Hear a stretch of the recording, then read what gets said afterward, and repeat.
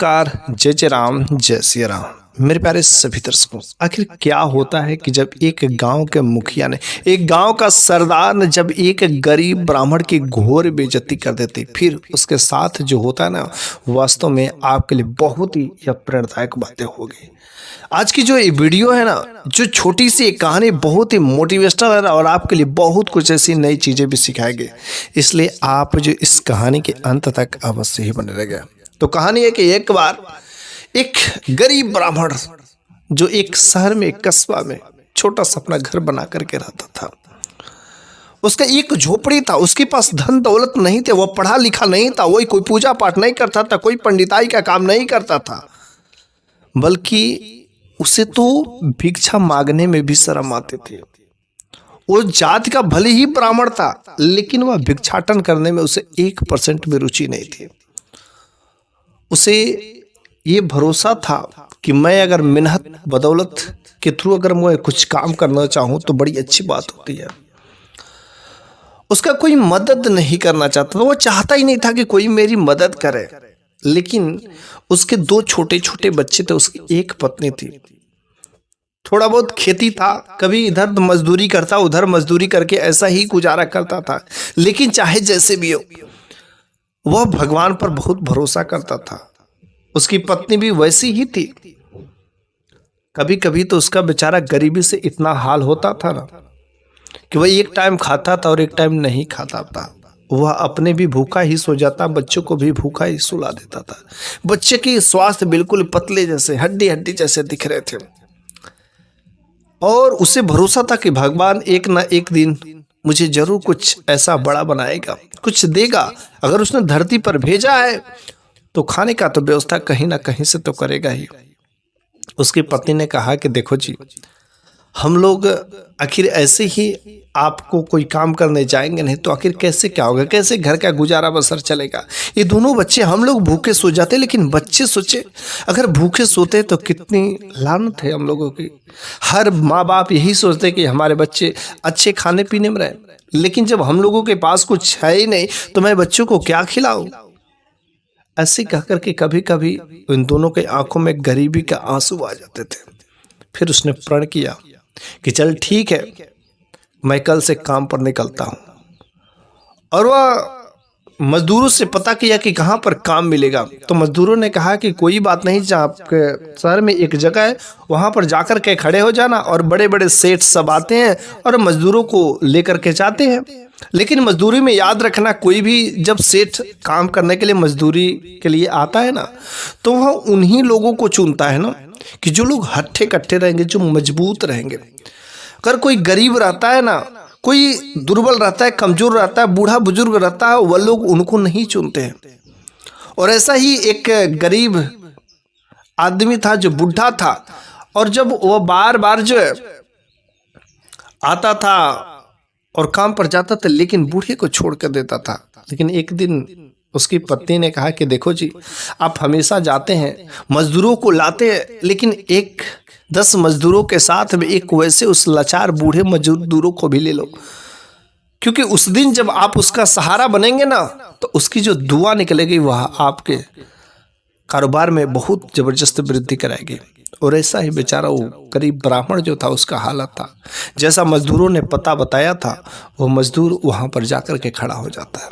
एक आता है मालिक, सेठ अपनी गाड़ी से निकलता है और फिर इसे भी काम पर के लेकर के जाता है। बड़ा ही खुश होता है, बड़ा ही पसंद होता है, बहुत प्रसन्न होता है। शाम को उसके दिहाड़ी जब मिलते हैं ना, वो उन पैसों को पा करके बड़ा ही खुश होता है। मेहनत तो मजदूरी करता है, क्योंकि मेहनत क्या रहता है, वह आता है घर पर, और जब अपनी पत्नी के लिए, अपने बच्चों के लिए खाने पीने की वस्तु को लेकर के आता है, तो उसके बच्चे भी पा करके बड़े ही खुश होते हैं।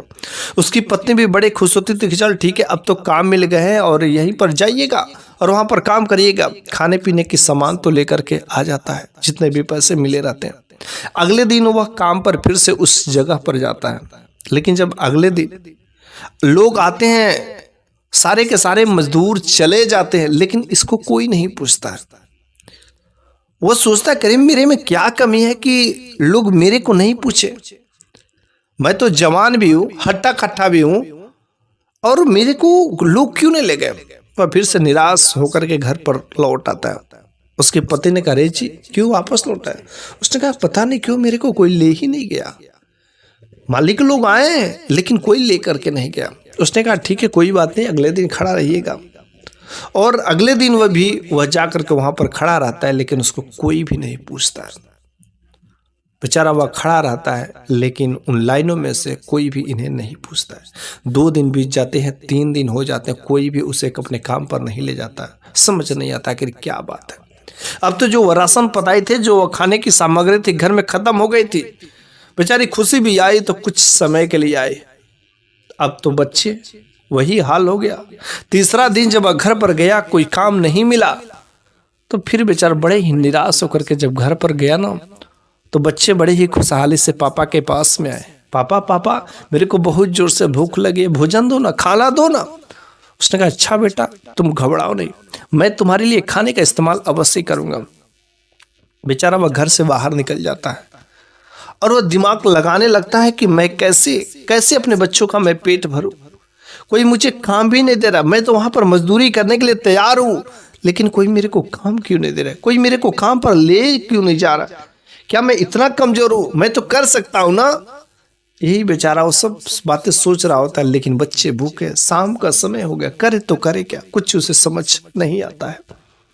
लेकिन तभी उससे याद आती है कि जो मेरे यहाँ का सरदार है ना, जो मेरे यहाँ का मुखिया है, उसके पास चले तो अवश्य थोड़ा बहुत तो वह मदद कर ही सकता है। जब मैं उसे रो करके गिलगिला करके अपने बच्चों के बारे में कहूँगा ना, तो मुखिया जी मेरी मदद जरूर करेंगे, कुछ पैसे जरूर दे देंगे, उसके बदौलत कुछ काम करवा लेंगे, चलेगा। लेकिन मेरे बच्चों को जो भूख लगी, भूख से ना तड़पने दे। वह यही बातें सोच करके वह मुखिया के पास चला जाता है।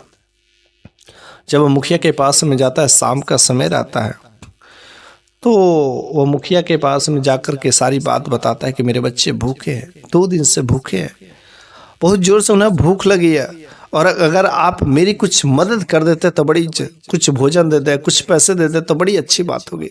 ना पैसे दे, लेकिन मेरे बच्चों का भूख बस शांत कर दीजिए। उसने कहा, ठीक है, अभी मैं जाता हूँ और 2-4 लोगों से मिल करके तब मैं आता हूँ, तुम यहीं पर आना। फिर से वह मुखिया जाता है, राउंड मार के, और लोगों से मिल करके आता है 2 घंटे बाद। उसने कहा, मुखिया जी अरे मेरी मदद तो कर दीजिए, अरे जो देना हो दे दीजिए, बच्चे बेचारे भूख से मर रहे, रात्रि हो गई, मेरा इंतजार कर रहे होंगे। मुखिया ने कहा, अच्छा ठीक है, अभी मैं खाना खा लेता हूँ, और खाना खाने के बाद मैं तुम्हारे लिए मैं व्यवस्था करवा देता हूँ। वह बेचारा इंतजार करता है। मुखिया खाना खा लिया, मुखिया के सारे परिवार वाले लोग खाना खा लिए, लेकिन बेचारा यह ब्राह्मण बाहर जो इंतजार कर रहा था कि शायद मुखिया जी अब खाना खाने के बाद निकलेंगे और फिर जो है मेरे को कुछ पैसे और कुछ खाने पीने के सामान देंगे, जिससे मेरे बच्चों का पेट भर जाएगा। फिर जब मुखिया खाना खा करके सब लोग सो गए रहते हैं, तो मुखिया बाहर निकलता है। लेकिन जब बाहर निकलता है तो यह ब्राह्मण मुखिया के पास में दौड़ा हुआ जाता है, मुखिया जी अरे कुछ दे दीजिए मेरे बच्चों को, मेरे बच्चे बहुत भूखे हैं। उसने कहा मुखिया ने कि देखो जी, खाना तो बस थोड़ा ही बचा है, लेकिन वह भी खाना मेरा जो पालतू कुत्ता है ना उसके लिए है।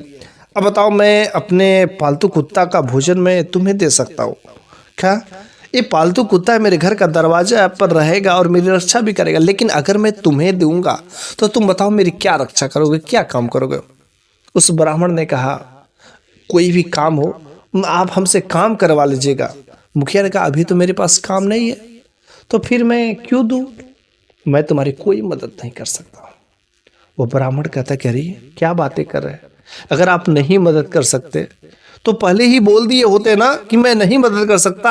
मेरे को आप पर भरोसा था, आपने कहा 1 घंटा रुकिए, 2 घंटा रुकिए, 4 घंटे रुकिए, और आज देखिए रात्रि के 11 बज रहे।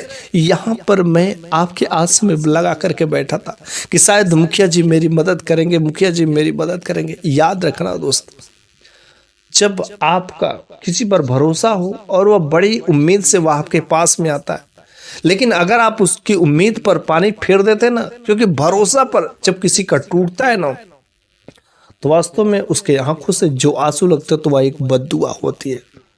और उस मुखिया ने जब ऐसी बात कही तो ऐसा लगता कि उसके पैरों तले जमीन खिसक गई। आखिर मैं अपने बच्चों को पास में जाकर के मैं क्या मुख दिखाऊंगा? वो मुखिया से कहते, करे जब यही काम करना था तो मेरे को पहले ही बोल दिए होते कि मैं आपकी मदद नहीं कर सकता, तो मैं यहाँ पर क्यों आता? आप मेरी गरीबी का मजाक उड़ा रहे। अरे मेरे पास आज खाने के लिए औकात नहीं, इस वजह से आप मेरे साथ ऐसा कर रहे। मेरे को पता है मैं गरीब हूं ना, आप अमीर है, कुत्तों का भोजन दे सकते हैं। अरे मैं तो पहले से था, मैंने पहले से कहा था। लेकिन चलिए कोई बात नहीं।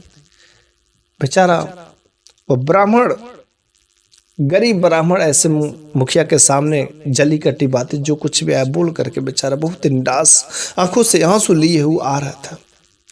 लेकिन तब तक कुछ ही दूर आया था तो रास्ते में एक अछूत मिला, एक अछूत व्यक्ति मिला। उसने कहा, अरे ब्राह्मण देव, मेरे को लग रहा है कि आप के आंखों से आंसू आ रहे हैं, और इतनी रात को भले आप कहां से आ रहे हैं? आपको क्या हुआ? किसी ने कुछ बोला क्या? किसी ने छुआ क्या? किसी ने मारा क्या? बात क्या है? बोलिए मेरे को, मैं जो है उसके साथ चल करके मैं बातें करता हूं। बल्कि वो अछूत, उसने कहा, ब्राह्मण देव देखिए, अगर आपको कुछ चीजें चाहिए, मैं जाति का जो अछूत हूं, चमार हूं, लेकिन अगर आप मेरी स्वीकृति करें तो मैं आपको हर सेवा में करने के लिए तैयार हूं। उसने कहा, नहीं मेरे को नहीं चाहिए। उसने कहा, आप मेरे को बताइए तो आपको क्या जरूरत है, क्या चाहिए? उस ब्राह्मण ने कहा कि देखो तुम जात के अछूत हो, लेकिन मैं तुम्हें जो बात बताऊं पता नहीं तुम भी मदद करोगे ही नहीं करोगे। उस अछूत ने कहा, अगर मदद करने लायक रहेगा तो मैं अवश्य ही करूंगा। ब्राह्मण देव ने उस अछूत से कहा कि देखो जी, मेरे बच्चे जो 2 दिन से भूखे हैं, और मैं शाम के समय में काम करने गया था लेकिन कोई काम नहीं मिला।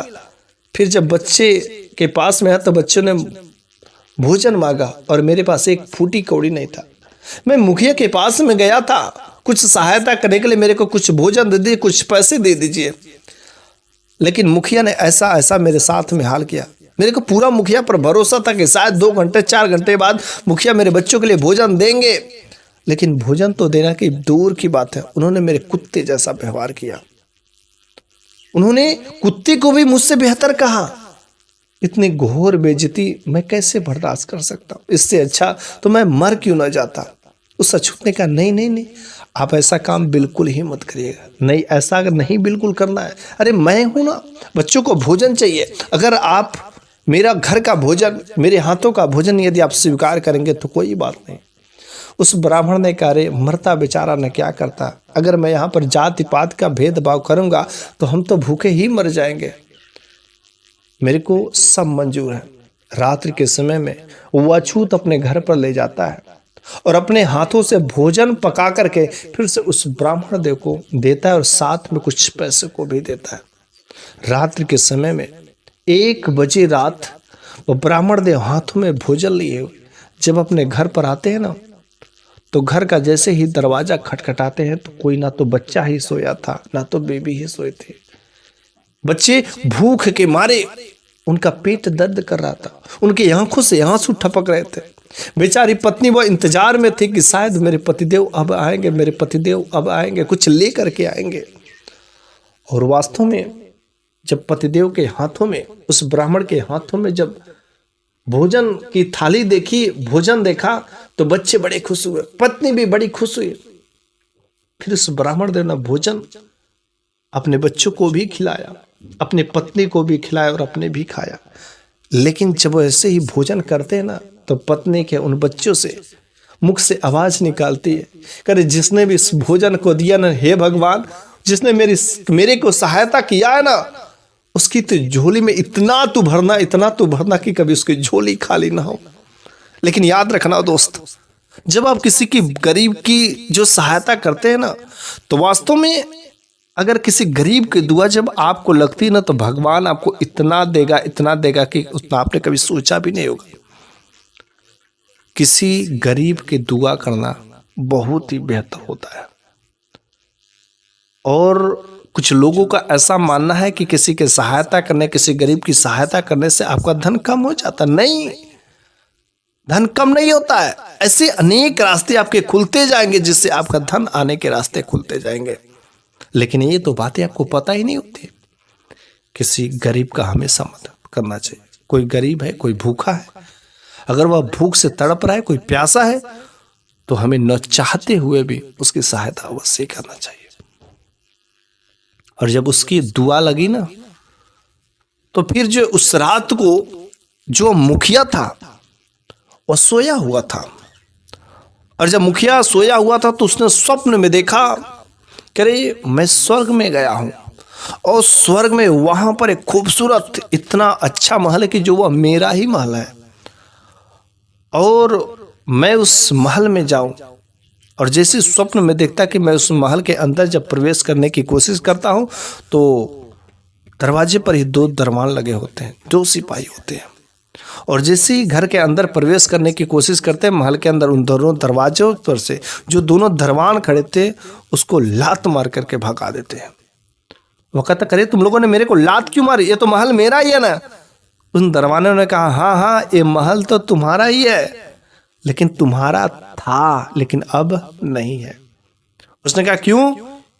उसने कहा कि तुमने किसी के आस को, किसी के विश्वास को, किसी के साथ में तुमने बहुत बुरा किया है, और यह महल अब उस अछूत का है जिसने उस ब्राह्मण की मदद की। गरीब ब्राह्मण का तुमने विश्वास तोड़ा, और वह एक अछूत नीच जात का होते हुए भी वह जो उसकी मदद किया, इसलिए अब वह महल तुम्हारा नहीं है, वह उसका है।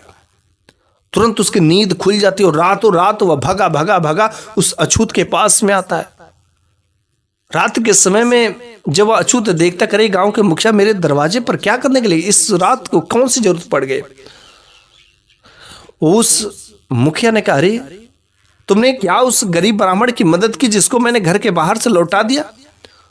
उसने कहा हाँ मैंने तो मदद की, लेकिन क्या बात है? उसने कहा अरे तुमने जितनी भी मदद की, जितने भी पैसे उसके पीछे खर्चे किए, तुम उसके 5 गुना 10 गुना तुम मुझसे ले लो, लेकिन जो मैंने स्वप्न में देखा कि जो महल जो है वो तुम्हारा हो चुका, वह बस महल मेरे को वापस कर दो।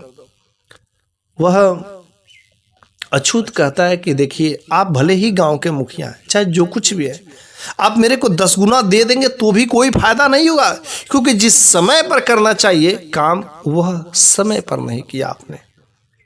10 गुना की कोई जरूरत नहीं, लेकिन अगर ब्राह्मण देव आपके पास में गए थे ना, अगर उस समय उनके विश्वास को तोड़ा नहीं होता, सही सलामत विदा किया होता दे करके, तो वह महल आज आपका ही था। याद रखिए जो सपना आपने देखा वही सपना मैंने भी देखा, और मैंने क्या देखा, वो महल मेरा तो नहीं था, लेकिन दरबानों ने बड़ी ही इज्जत भाव से मेरे को उस महल के अंदर ले जा करके बैठा करके कहा कि यह महल आपका है।